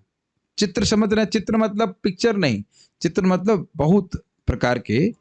स्वनः अर्थात बोली जिनकी थी, मतलब कोयल थी और स्पैरो मोर थी, बहुत सारे वहां पे पक्षी थे। और ऐसे पत्र रथैर अर्थात पक्षियों से वे स्थान पद्माकर आदि संकुलित थे। पद्माकर जहां मतलब जहां पद्म उग रहे थे। विव्रत भ्रमर श्री अर्थात इधर उधर भ्रमण करने वाले भ्रमरों से जिनकी श्री अर्थात शोभा हो रही थी। अनुवाद 13वां श्लोक का। तब मैं अनेक जंगलों में से होकर अकेला गया, जो नरकटों, बांसों, सरपतों, कुशों, अपतृणों तथा गह्वरों से परिपूर्ण था, और जिनसे अकेले निकल पाना कठिन था। गह्वरों का अर्थ यहाँ पे एक और लिया गया है, गह्वर का मतलब गुफा, तो वह भी लिया गया, तो वो भी गुफा भी देखिए। आपको गुफा देखने में क्या डर है? थोड़ा सा जरा जाइए किसी मानसिक रूप से किसी जंगल में जहां एक गुफा आपको दिख रही है, प्रवेश करेंगे उसमें। अरे गुफा छोड़ दीजिए, अभी हमारे यहाँ जो वीआईची की तरफ जाएंगे, रास्ते में एक बिल सा बना हुआ है, उसमें हाथ डालेंगे, डालने में डर लगे कहीं सर्प तो नहीं है इसमें। गलत तो नहीं कह रहे हैं, है कि नहीं? छोटा सा छेद होता है, कहीं पेड़ के किसी कोटर में डर लगता है कहीं सर्प तो नहीं है। तो गुफा देख के आदमी डरेगा ना, कहीं कोई भालू ना आ जाए। महाराज बता रहे थे कि कहीं कोई जंगल में भक्त लोग गए होंगे कुछ भी कारण से, तो उनको कोई बता रहा था कि अकस्मात एक गुफा थी, उसमें से एक भालू बाहर आया और व्यक्ति को खाने लग गया। तो फिर गांव के लोग आए, तुरंत उसको जो भी भाले से मारे कुछ भी किए होंगे तो वो भागा। बहुत खतरनाक होता है। हाँ, प्रायस में रहते हैं, तो इस प्रकार की भयानक गुफाओं को भी देखा। ऐसे अत्यंत सघन, अंधकारपूर्ण तथा अत्यधिक भयावह जंगल देखे, जो सर्पों, उल्लुओं तथा सियारों की क्रीड़ा स्थली बने हुए थे। तो क्रीड़ा स्थली की व्याख्या मैंने आपको पहले कर दी थी। अनुवाद, दोबारा अनुवाद आ गया क्या? हाँ, सारा दर्शनी। स्तंभ का अर्थ होता है तृण आदि का गुच्छा, ठीक है। वो तंब शब्द नहीं था, स्तंभ था, तो उसको बहुत सारे घास से गुच्छा था, बहुत गहवर, उसकी वजह से वर्ण हो गया था। अमर कोश के अनुसार वेणवहा कीचकास्ते स्युर ये स्वनंत्य अनिलोद्धतः। स्वनय शब्द सुना था अभी आपने? स्वना मतलब था शब्द करने वाले, उसी से पकड़िएगा। कीचक वह खोखला बांस होता है जिसमें हवा के प्रवेश होने से वह उच्च ध्वनि उत्पन्न करता है। सर्र सर्र ऐसे आवाज आती है, और या फिर उसमें से कुछ ऐसे करके कुछ आती होगी आवाज। मैं इतना तो एक्सपर्ट नहीं हूं आवाज बनाने के लिए, लेकिन ये इस प्रकार की आवाज होगी। इसका क्या प्रभाव होगा? डर लगेगा। ऐसे करके आप अकेले जा रहे हैं और व्हाटएवर ऐसे आवाज आ रही है, तो भय नहीं लगेगा आपको? तो ऐसे हम पढ़ के निकल जाएंगे, अलग बात है। एक एक शब्द पे विचार करेंगे तो देखिए, आचार्य ने इसलिए तो विचार किया है कि उससे भी आवाज आ रही थी।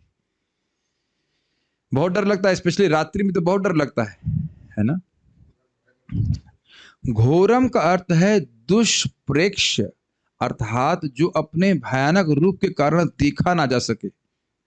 भूत नहीं दिख रहे थे, लेकिन ये जो आवाजें थी और सारा जो स्वरूप प्रस्तुत हो रहा था उसका जंगल का, वो बहुत भयानक लग रहा था। यह सांप, उल्लू और सियार आदि का अजरम अर्थात क्रीड़ा स्थान था। आप कहो कि आचार्यगण क्यों बार बार अर्थ देते हैं? ये टीका के लिए कंपलसरी है कि वे शब्दों के अर्थ को दें। इसीलिए श्रीला प्रभुपाद जी जब टीका लिखे हैं तो हर शब्द के अर्थ को दे रहे हैं।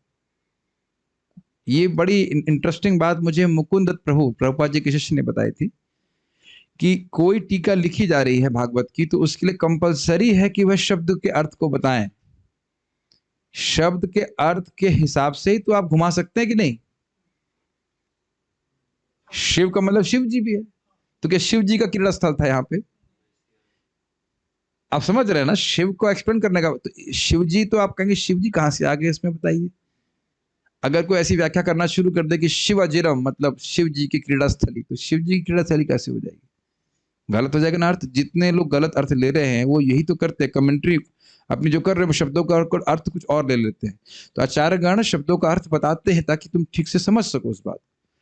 आप देख रहे हैं ना, कहीं कहीं अर्थ एकदम कुछ समझ में नहीं। अभी आप देखिएगा निर्भिन्ना शब्द आ जाएगा। निर्भिन्ना, इसका अर्थ क्या है? वो एकदम स्पष्ट आचार्यगण सब अर्थ बताते हैं। गहवरम का दो अर्थ लिए, गहवरम मतलब घना, गहवरम मतलब गुफा। ये बहुत तभी नहीं, हम तुमने कभी भी नहीं भागवत समझ पाएंगे हम अगर आचार्यों के अनुगत में ना समझे। अर्थ हमें समझ ही नहीं आएगा शब्द का अर्थ क्या हो। उन आश्चर्यजनक और डरावनी चीजों को देखकर मुझे आश्चर्य, ये मुझे हटा देना चाहिए था। ये सिंपल हिंदी में अनुवाद किया गया, सो चेंज करूंगा मैं इसको। यहां से पढ़िए। उन बहु विस्मयास्पद दृश्यों को देखकर, ये भक्त ने जो अनुवाद किया था उसको सिंपल हिंदी में किया था, मुझे थोड़ा तृप्ति नहीं हुई तो मैं थोड़ा सा संस्कृत से उठाया उसको सीधे। यहां से पढ़िए। उन बहु विस्मयास्पद दृश्यों को देखकर भी, विस्मयास्पद दृश्य समझ रहे हैं? स्मय मतलब समझते हैं मुस्कुराहट। अब समझ में आया कि जो जो मुस्कुराहट है कोई भयानक दृश्य देख करके समाप्त हो जाएगी तो उसको विस्मय कहते हैं। भय आश्चर्य, आश्चर्य जब हो जाता तो स्मित मुस्कान होती, प्रसन्नता होती, वो चली जाती। नहीं समझ रहे हैं आप उसको? भाव भंगिमा समझते हैं तो कई बार होते हैं, मुस्कुरा रहा है, पता नहीं, मैं ड्रामा नहीं कर सकता मुस्कुराने का, मैं ड्रामेटिस्ट नहीं हूं, लेकिन ऐसा होता मुस्कुरा रहा और एकदम से कोई ऐसी बात होगी तो एकदम गंभीर हो जाता है। तो कह रहे हैं उन बहु विस्मयास्पद दृश्यों को देखकर, यानी एक ही नहीं था, बहुत सारे थे।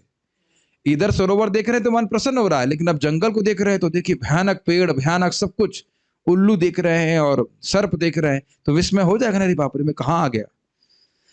दृश्यों को देखकर भी मैं विस्मित नहीं हुआ और भयभीत भी नहीं हुआ, क्योंकि मेरा मन उस समय भगवान की माधुर्य मात्र में आविष्ट था। ये भाव है। ये कह रहे हैं कि भयावह दृश्य था, लेकिन ये नहीं कह रहे कि मैं भयभीत हुआ। खाली ये बोल रहे अद्राक्षम, मैंने देखा। जिसका हृदय स्ट्रांग है, मान लीजिए, तो कोई हॉरर मूवी भी चल रही है तो कुछ नहीं। मैं अपनी बात करूं, मेरा हृदय तो बहुत वीक है, ऐसा लगता है। हमारे सारन ठाकुर प्रभु का एक्सीडेंट हुआ, मुझे इतनी हंसी आती है, चलो चलो चलो भाई उनको बचाने चलना है। गए बचाने के हॉस्पिटल में एडमिट थे, उनके चेहरे पे पूरा खून खून था। उनको देखा मैं ही बेहोश हो गया, लिटरली बेहोश हो गया, वाकई बेहोश हो गया। फिर मुझे पानी पिला रहा है, उन्होंने कहा हम क्या मदद करेंगे भाई, हम तो किसी लायक नहीं है मदद करने के लिए। मेरे से नहीं खून वून देखा जाता, मैं तो कभी गायों का जो ट्रीटमेंट वगैरह होता है मैं नहीं देख पाता, उससे पूरा खून काट रहे हैं। लेकिन ऐसे कुछ लोग हैं जो माता जी लोग भी सर्जन बन जाते हैं, खूब आराम से काटते हैं, काट पीट करते हैं, मतलब डॉक्टर होते हैं इस प्रकार से। लेकिन हम उस तरह से नहीं बोल रहे। यहाँ पे बोले नारद जी कह रहे हैं कि मैंने बहुत भयावह वस्तु देखी, दृश्य देखे, लेकिन स्वयं भयभीत नहीं हुआ। क्या कारण था? अमरनाथ लोग, क्या कारण था भयभीत न होने का? भगवान की मधुरता में उनका मन आविष्ट था, भगवत प्रेम को प्राप्त था। तो अब इससे एक चीज आप बड़ी सुंदर शिक्षा ले रहे हो कि अगर भगवान की भक्ति में व्यक्ति का मन सराबोर है तो बाह्य कुछ भी चल रहा है उससे वो अप्रभावित रहेगा। वो नोटिस भी कर सकता है हाँ ये हो रहा है वो हो रहा है, लेकिन उससे वो पूरी तरह से अप्रभावित रहेगा। बहुत सुंदर शिक्षा प्राप्त होगी। बाल प्रबोधिनी अब वनों का वर्णन कर रहे हैं। नल वेणु शरस तनब कुश कीचक गहवरम से, अर्थात नरगटों, बासों, सर्पतों, कुशों, अपतृणों से युक्त वे वन, गहवरम अर्थात दुर्गम थे। इस छोटा सा टीका किए। तात्पर्य, किसी भी पारिव्राजिकाचार्य का यह कर्तव्य होता है कि वह समस्त जंगलों, पर्वतों, नगरों, ग्रामों आदि का विचरण करते हुए भगवान की सृष्टि की विविधता का अनुभव करे, ईश्वर के प्रति श्रद्धावान बने, मन में दृढ़ता लाए तथा साथ ही साथ लोगों को ईश्वर के संदेश से प्रबोधित कराए, मतलब निर्भयता को प्राप्त हो। अभयम सत्व संशुद्धि में अभयम शब्द जो भागवत गीता में बताया गया है वह सन्यासियों के लिए। जिसका सत्व शुद्ध हो गया है, इसका हृदय शुद्ध हो गया है, नियमों का पालन करके वही सन्यास लेने का अधिकारी होता है, क्योंकि उसके मन में ये नहीं आता है कि मेरा खाना कौन बनाएगा या मेरी व्यवस्था कौन करेगा इत्यादि। वो नौकरी नहीं, सन्यासी कोई नौकरी नहीं कर सकता है। तो वो सोचे कि अरे अब मेरा भरण पोषण कौन करेगा, तो वो अब सन्यासी लेने का अधिकार नहीं है उसको। लेकिन एक इंटरेस्टिंग बात है, आप प्रभुपाद जी का तात्पर्य पढ़कर यही धारणा कर रहे हैं ना कि नारद जी बड़े रूप में परिव्राजिकाचार्य के रूप में जा रहे हैं। अगर आप प्रभुपाद जी का तात्पर्य यहां देखते हैं तो कह रहे हैं किसी भी परिव्राजिकाचार्य को, मतलब कम से कम 50 साल। कुछ घुस रहा है दिमाग में। परिव्राजिकाचार्य का मतलब क्या हुआ? प्रभुपाद जी की उम्र 60 साल, एटलीस्ट 70 साल या जो भी, संन्यास तो इसी में लिया था। लेकिन नारद जी की उम्र कितनी है? मात्र 5 साल। तो परिव्राजिकाचार्य कैसे हो गए तो बड़ा मुश्किल है कहना, मतलब लेकिन अद्भुत उनके अंदर योग्यता आ गई। एक विचारणीय बात है। परिव्राजिकाचार्य भाई उम्र दराज है और उसको अनुभूति है, वो भयभीत ना हो तो समझ में आता है, लेकिन छोटा बच्चा, हाँ ये एक बहुत अद्भुत बात यहाँ पे दिख रही है। और ये भी है कि केवल घूमे ही नहीं, हाँ इसमें एक और बात है कि प्रकृति को देख करके भगवान की स्मृति रखे कि ये सब कुछ भगवान की सृष्टि है, मेरे भोगने के लिए नहीं है, भगवान की सृष्टि है। और दूसरा किस लिए घूमे? भगवान का संदेश का प्रचार करने के लिए। वैसे एक हमारे लिए बड़ा अच्छा है कि हम तो बिना घूमे केवल यहीं से खाली एक बटन घुमाते हैं और बस सब जगह घुमाते हैं, सबके घरों में आते हैं, कई बार हमसे मिलने आते हैं, प्रभु जी हमारे घर में आप कब आएंगे? हमने कहा हम रोज आएंगे। अरे रोज तो नहीं चाहिए आपको, रोज तो टू मच हो जाएगा। हमने कहा जूम के माध्यम से रोज आ सकते हैं, आप रोज सुनिए कथा। पता नहीं उस समय टेक्नोलॉजी थी कि नहीं।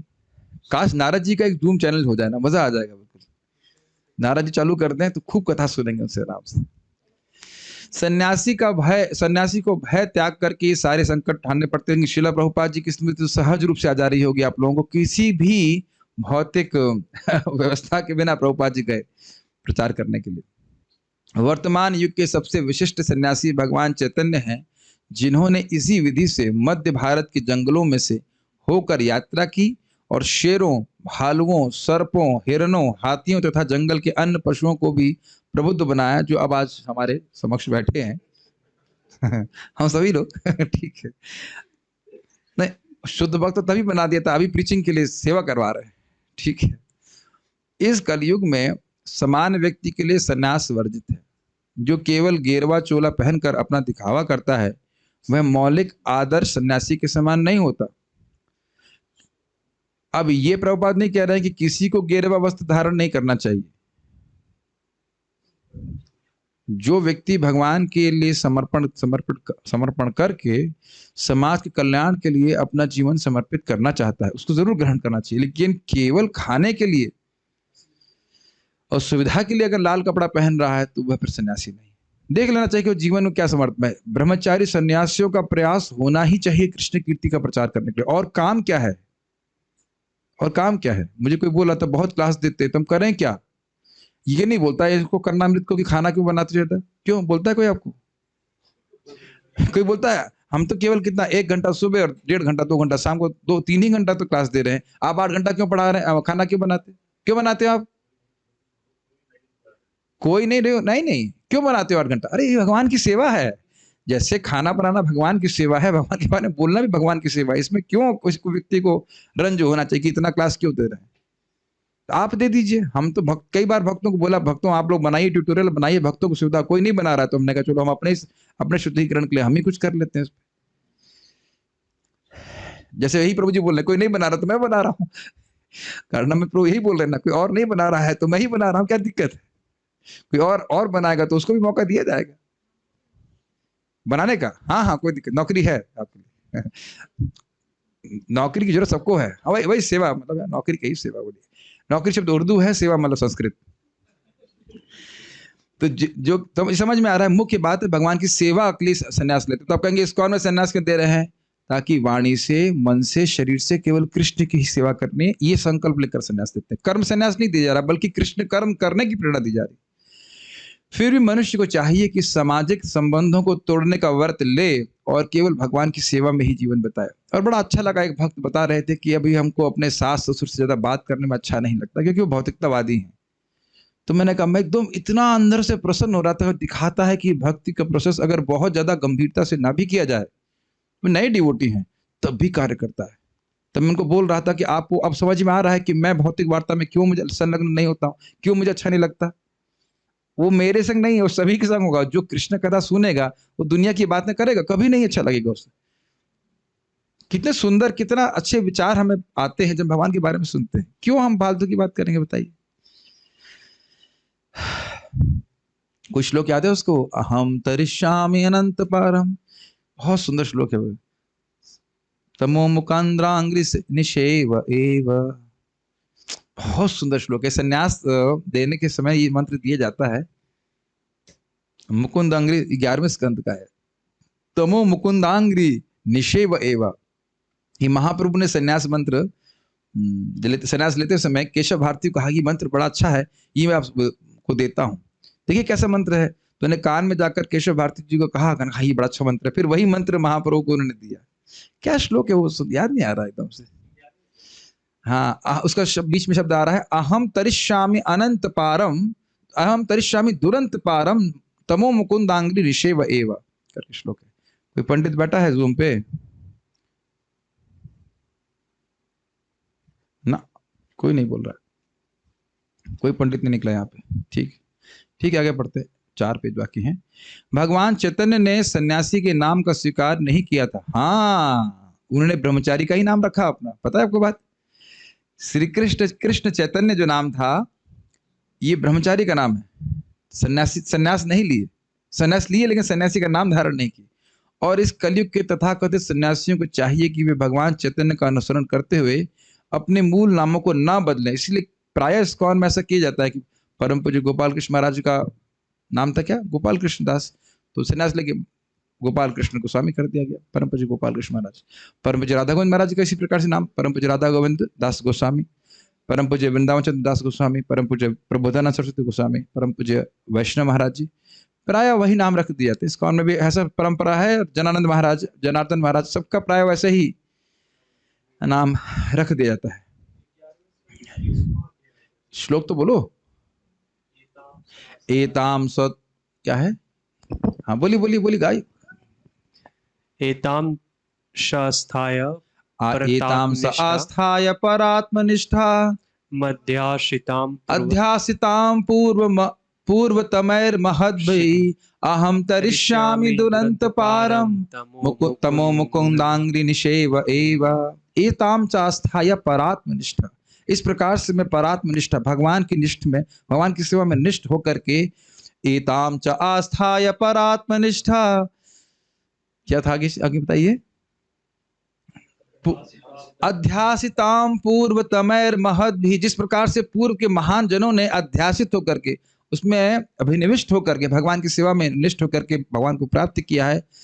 अहम तरिष्यामि दुरंत पारम, ये जो जगत है, संसार चक्र है, बड़ा कठिन से पार करना, उसको मैं पार कर जाऊंगा। तमो मुकुंदांग्रि निषेव एव, कैसे, भगवान मुकुंद के चरणों की सेवा करके। बहुत सुंदर श्लोक है, इसको तो रोज गाया जाना चाहिए। उसको हमारे एडिटर्स को बोलना चाहिए, डिजाइनर्स को, कि मॉर्निंग के सेशन के समय लिखा जाए, इसको सबको संन्यास आश्रम में लिखा दिया जाए। बहुत सुंदर है। क्या है ये शब्द, 11-23-57, 11-23-57, बहुत सुंदर। कुछ श्लोक तो मन में एकदम रहने चाहिए, सामने नहीं रहने से भूल जाते हैं। भगवान के चरण कमलों की सेवा करके ही मैं इस स्तंभ से पार हो जाऊंगा। ठीक है। इस युग में भगवान के पवित्र यश के श्रवण तथा कीर्तन वाली भक्ति की संस्तुति की गई है। और जो व्यक्ति गृहस्थ जीवन छोड़कर संन्यास व्रत ग्रहण करना चाहता है, उसे नारद या चैतन्य जैसे पारिव्राजकाचार्यों का अनुकरण न करके किसी पवित्र स्थान में बैठकर अपना सारा समय वृंदावन के षट गोस्वामी जैसे आचार्यों द्वारा संकलित पवित्र शास्त्रों के श्रवण एवं कीर्तन में व्यतीत करना चाहिए। अब ठीक है, अगर संन्यास भी नहीं लेना चाहते तो जूम पे ही आकर के या जैसी भी व्यवस्था बना करके भगवान के बारे में नियमित रूप से श्रवण करना चाहिए। जब कोई व्यक्ति भगवान के बारे में श्रवण करेगा, उसका प्रेम सहज रूप से भगवान के प्रति प्रकट होगा और भगवान का ज्ञान भी होगा। तो आपने मोटा मोटा क्या सुना कि वह अब गहरे वन को देख चुके हैं। अब नारद जी क्या करेंगे वो हम कल सुनेंगे। भाई इतने दूर चल के आए तो थक गए होंगे, तो फिर होटल ढूंढेंगे कि धर्मशाला ढूंढेंगे, सोचेंगे कहाँ खाने को मिलेगा, कोई किचन है क्या, या कुछ क्या व्यवस्था करेंगे, वो हम कल देखने वाले हैं। ठीक है, थोड़ा जल्दी कर दिया आपने। ठीक है, तो भक्तों ने अच्छा फोटो दिखाया यहाँ पे, तो बहुत बड़ा है, और गहवर वन भी दिखा दिया हमने यहाँ पे। ठीक है, कोई प्रश्न यहाँ पे मैं समझता हूँ आज नहीं है, है ना? एक मिनट, यहाँ इधर कोई प्रश्न नहीं। कीचक लताएं गुल्म, कीचक का मतलब लता और गुल्म होता है। ठीक है, और कोई प्रश्न नहीं। हाँ, एताम स आस्थाय परात्मनिष्ठा मध्यासितम पूर्वतमैर महर्षिभि अहम तरिष्यामि दुरंत पारम तमो मुकुंदांग्रि निषेव एव। ओके, और कोई प्रश्न नहीं। ठीक है, आप क्या पूछ रहे थे? हिलादनी शक्ति। हिलादनी शक्ति है श्रीमती राधा रानी, जो भगवान श्री कृष्ण को सुख देने वाली है, आध्यात्मिक सुख देने वाली है। और जब इस हिलादनी शक्ति का एक अंश जीव को दे दिया जाता है, उस पर उसके हृदय में आविर्भूत होता है भगवान की कृपा से, तो उसको ही भगवत प्रेम कहा जाता है, हिलादनी शक्ति का। इसके बारे में आप आदि लीला पढ़ सकते हैं, आदि लीला चैप्टर 4, जहां तक मैं स्मरण आ रहा है। मैं आपको अलग से लिंक भेज दूंगा, पूरा वर्णन है। अंतरंगा चित्त शक्ति के 3 भाग होते हैं, संवित, संधिनी, हिलादनी। हिलादनी भगवान को आनंद देने वाली शक्ति होती है, उसकी मूर्तिमान स्वरूप है श्रीमती राधा रानी। ठीक है, तो यहाँ रुक रहे हैं हम लोग, और अब हम लोग